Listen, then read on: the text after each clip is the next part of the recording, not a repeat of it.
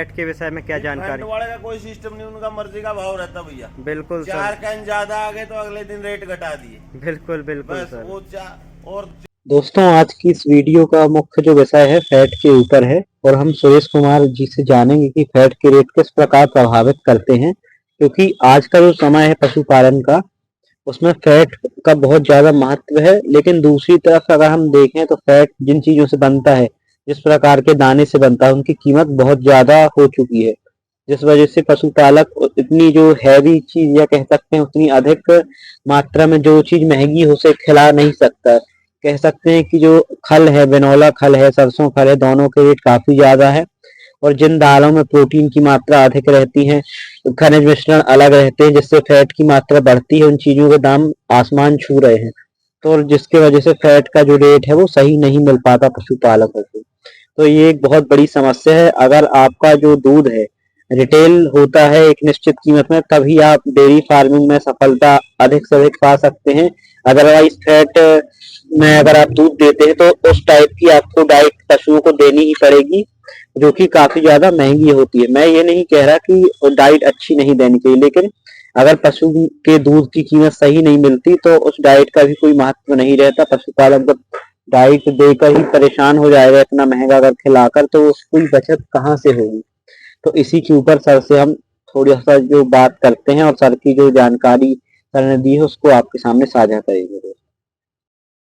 हाँ तो सर बताइए, और क्या कह रहे थे आप फैट के विषय में क्या जानकारी? फैट वाले का कोई सिस्टम नहीं, उनका मर्जी का भाव रहता भैया। बिल्कुल 4 सर। कैन ज्यादा आ गए तो अगले दिन रेट घटा दिए। बिल्कुल बिल्कुल बस सर। वो और 4 दिन जरूरत पड़ी तो रेट बढ़ा दिए।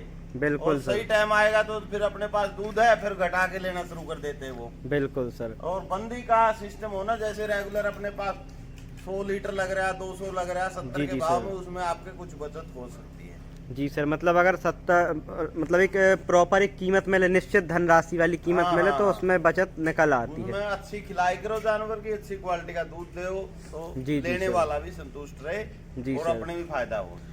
अगर जैसे कोई युवा डेयरी करना चाहता है तो क्या उस डेयरी में वो गायों को भी रख सकता है या नहीं रख सकता, उसके विषय में आप कुछ अपनी जानकारी बताइए। ज्यादा गाय के चक्कर में भी पड़ने का कोई फायदा नहीं भैया। जी सर। ठीक है, भैंस तो भैंस रहेगी। बिल्कुल बिल्कुल हाँ, सर। गाय से थोड़ा क्वालिटी में अंतर हो जाता है, लेकिन अलग आपसे कोई ग्राहक है बिल्कुल सर तो वो भी HF ना रखे।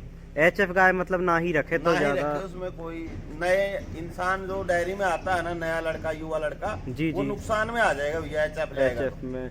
मतलब HF में किस प्रकार से नुकसान में आ जाएगा, क्या उसमें समस्या है कि उसके बारे में थोड़ा सा बताइए। देख रेख कर सकता है, नए युवा लड़कों को समझ में नहीं आएगी, कुछ दिन बाद डाल सकते हैं। जैसे 20-22 साल का कोई लड़का अगर स्टार्ट करना चाहता है तो प्योर ब्रीड की HF से कतई ना नहीं, वो नहीं संभाल पाएगा। बिल्कुल, उसका दवाई पानी अच्छे दूध वाले जानवर का अलग ही रहता भैया। तो सर जैसे कोई नया युवा करना चाहता है तो उसे मिनिमम कितनी भैंसों से स्टार्ट करनी चाहिए, या उसमें कुछ गाय भी इंक्लूड करनी चाहिए नहीं करनी चाहिए, उसके बारे में आप बताएं। देखो, शुरू में गाय ना ले भैया एक बार।